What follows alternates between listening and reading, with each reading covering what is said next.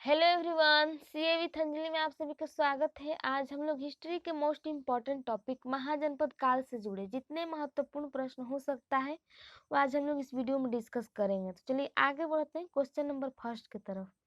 हर्यक वंश के किस शासक को कुणिक कहा जाता था?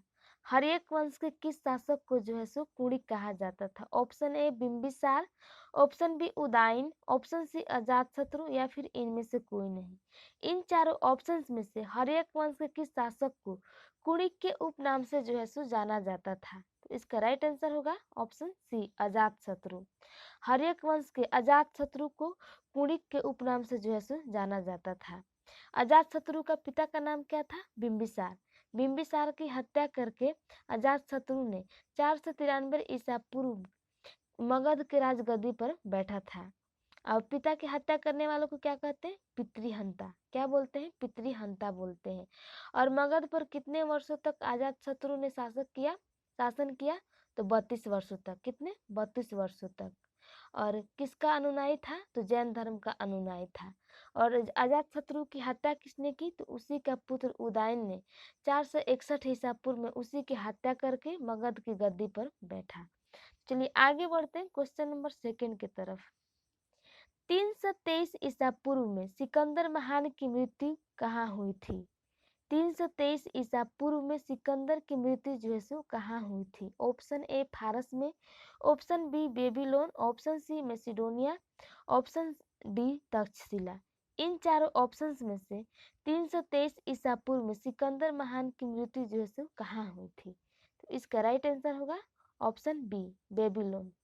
और बेबीलोन में ही सिकंदर की घोड़ा बुकेफ्राल की भी मृत्यु बेबीलोन में ही हुआ था।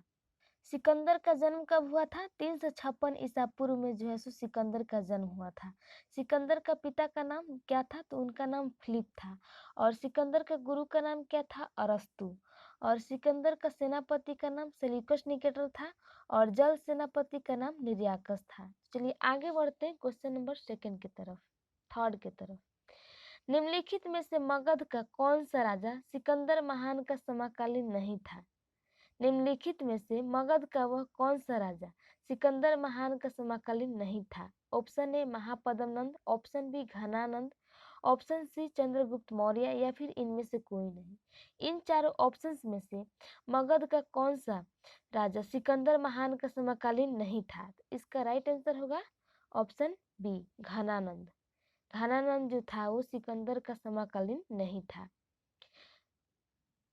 नंद वंश का अंतिम शासक कौन था? तो नंद वंश का अंतिम शासक था घनानंद। नंद वंश का संस्थापक कौन था? महापद्म नंद। कौन था? महापद्म नंद जो था नंद वंश का संस्थापक था। घनानंद को किसने पराजित किया था? तो चंद्रगुप्त मौर्य ने युद्ध में पराजित किया और मगध पर एक नए वंश मौर्य वंश की स्थापना किसने की? तो चंद्रगुप्त मौर्य ने। तो चलिए आगे बढ़ते हैं क्वेश्चन नंबर 4 की तरफ। उज्जैन का प्राचीन नाम क्या था? उज्जैन का प्राचीन नाम जो था सो क्या था? महापद्म नंद, तक्षशिला, धन्यकटक, अवंतिका। इन चारों ऑप्शंस में से उज्जैन का प्राचीन नाम जो था सो क्या था? तो इसका राइट आंसर होगा ऑप्शन डी अवंतिका। उज्जैन का प्राचीन नाम क्या था? तो उज्जैन का जो नाम था सो अवंतिका था।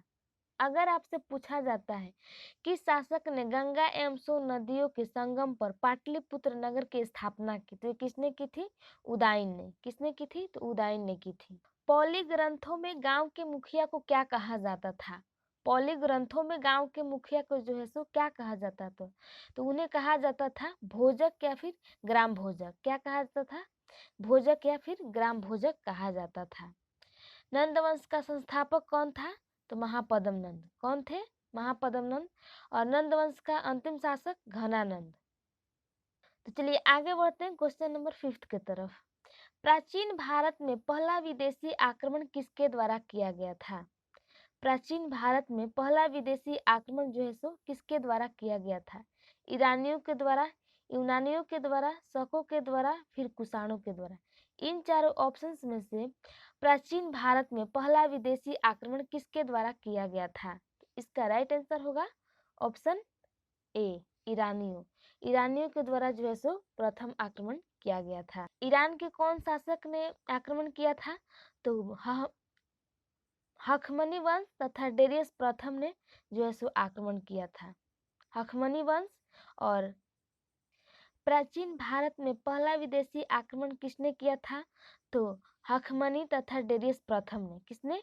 हखमनी तथा डेरियस प्रथम ने आक्रमण किया था। तो चलिए आगे बढ़ते हैं क्वेश्चन नंबर 6 की तरफ।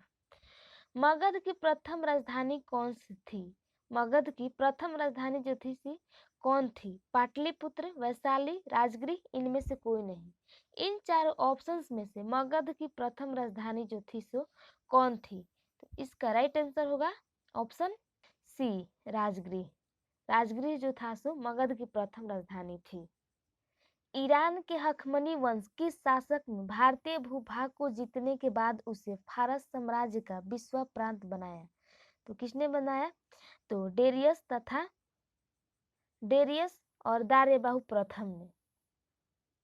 वितस्तता का युद्ध किन किन दो शासकों के बीच हुआ था? तो सिकंदर एवं पोरस के बीच हुआ था, जिसमें सिकंदर का जीत हुई थी।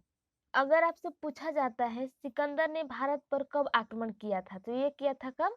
326 ईसा पूर्व में जो है सो आक्रमण जो है सो किया था। किस शासक द्वारा सर्वप्रथम पाटलिपुत्र की राजधानी के रूप में चयन किया गया? किसने किया? तो उदयन के द्वारा। किसके द्वारा किया गया? तो उदयन के द्वारा किया गया। चलिए आगे बढ़ते हैं क्वेश्चन नंबर 7 की तरफ। 16 महाजनपदों की सूची किसमें उपलब्ध है? 16 महाजनपदों की सूची किसमें उपलब्ध है?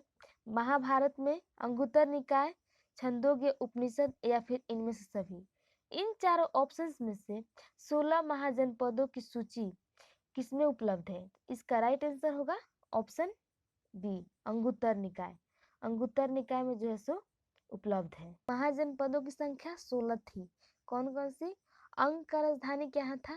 चंपा। अंग की राजधानी चंपा, मगध की राजधानी राजगृह, काशी की राजधानी वाराणसी, वतस की राजधानी कौशाम्बी, वजी की राजधानी वैशाली, कौशल की राजधानी श्रावस्ती, अवंती की राजधानी उज्जैन, मल की राजधानी कुशावती, पंचाल की राजधानी अहिछत्र और कुरु की राजधानी इंद्रप्रस्थ, मत्स्य की राजधानी विराटनगर, कंबोज की राजधानी हाटक, सुरसेन की राजधानी मथुरा और गंधार की राजधानी कहाँ था? तो तक्षशिला। और आसमक की राजधानी जो थी सो पोटली थी। कहाँ थी? पोटली। कुरु की राजधानी इंद्रप्रस्थ। तो चलिए आगे बढ़ते हैं क्वेश्चन नंबर 8 की तरफ। नंद वंश का अंतिम सम्राट कौन था? महापद्म नंद, घनानंद, कलाशोक, उदयन। इन चारों ऑप्शंस में से नंद वंश का अंतिम सम्राट कौन था? इसका राइट आंसर होगा ऑप्शन बी, घनानंद। घनानंद जो था वो नंद वंश का अंतिम शासक था। अगर आपसे पूछा जाता है प्रथम मगध साम्राज्य का उत्कर्ष किस सदी में हुआ था? तो ये हुआ था किस सदी में? छठी सदी। किसमें? छठी सदी में जो है सो हुआ था। अगर आपसे पूछा जाता है अभिलेखीय साक्ष्य से प्रकट होता है कि नंदराज के आदेश से एक नहर खोदाई गई थी, तो ये कलिंग में। कहा? कलिंग में। पहली ईरानी शासक जिसने भारत के कुछ भाग पर अपने अधिकार किया था वो कौन था? तो डेरियस। किसने किया था? तो डेरियस ने किया था। चलिए आगे बढ़ते हैं क्वेश्चन नंबर 9 की तरफ। किस शासक ने अवंती को जीतकर मगध का हिस्सा बना दिया? किस शासक ने अवंती को जीतकर मगध का जो है सो हिस्सा बना दिया? अजातशत्रु, बिंबिसार, शिशुनाग, घनानंद।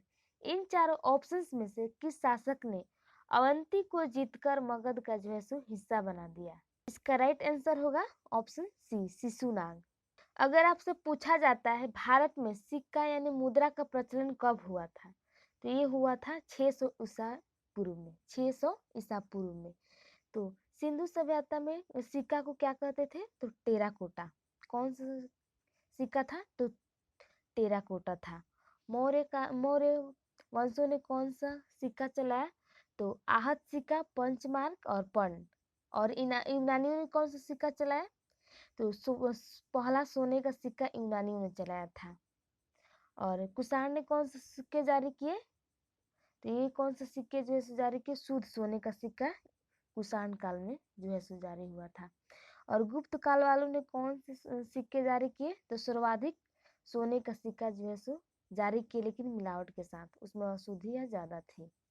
मयूर शैली और कौड़ी का जो है सो किसने कौन जारी किया था? तो समुद्रगुप्त।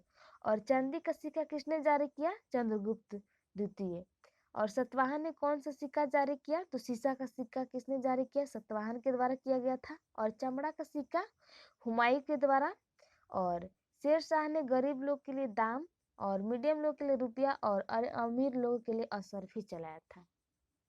अगर आपसे पूछा जाता है कि इस मगध सम्राट ने अंग का विलय अपने राज्य में कर लिया, किसने कर लिया? तो बिंबिसार ने। किसने? बिंबिसार ने कर लिया था। अगर आपसे पूछा जाता है मगध सम्राट बिंबिसार ने अपने राजवैद्य जीवक को किस साम्राज्य के राजा को चिकित्सक के लिए भेजा था? तो किसके लिए भेजा था? तो अवंती के लिए। आगे बढ़ते हैं क्वेश्चन नंबर 10 की तरफ।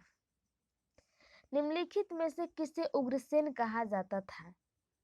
घनानंद, शिशुनाग, बिंबिसार, महापद्मनंद। इन चारों ऑप्शंस में से किसे उग्रसेन कहा जाता था? तो इसका राइट आंसर होगा ऑप्शन सी, महापद्मनंद। महापद्मनंद को उग्रसेन कहा जाता था। अगर आपसे पूछा जाता है सिकंदर के आक्रमण के समय उत्तर भारत पर कौन से राजवंशों का शासन था? तो उस समय नंद वंश का जो है सो शासन था। गृहपति का अर्थ क्या होता है? तो गृहपति का अर्थ जो है सो धनी किसान। क्या? धनी किसान होता है। 6ठी शताब्दी ईसा पूर्व का मत्स्य महाजनपद का स्थित था। तो ये स्थित था राजस्थान में। तो चलिए आगे बढ़ते हैं क्वेश्चन नंबर 11 की तरफ। शिशुनाग ने किस राज्य का विलय मगध साम्राज्य में नहीं किया? शिशुनाग ने किस राज्य का विलय मगध साम्राज्य में जो है सो नहीं किया? अवंती, वत्स, ए बी दोनों या फिर काशी। इन चारों ऑप्शंस में से शिशुनाग ने किस राज्य का विलय मगध साम्राज्य में नहीं किया? तो इसका राइट आंसर होगा ऑप्शन डी, काशी। तो चलिए थैंक यू, आज के लिए बस इतना ही। अगर ये वीडियो आप लोग को अच्छा लगे तो लाइक करिएगा, शेयर करिएगा और चैनल को सब्सक्राइब जरूर करिएगा। Bye bye.